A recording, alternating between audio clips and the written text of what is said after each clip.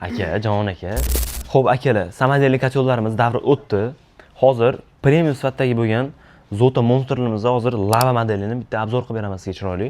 Zoto lava modelimiz 3 ta xili bor. 13 kilovatli, 17 kilovatli, 26 kilovatli.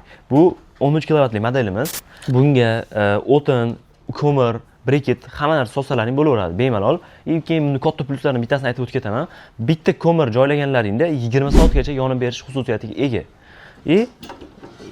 Ko'mir tashlash uchun o'zini qulay joyi bor. Shuni olib, shu yerdan tashlayverasiz, mana shu yerdan. Keyin o'zini instrumentlari ham bor, nima qilgani, turgani. Pastidan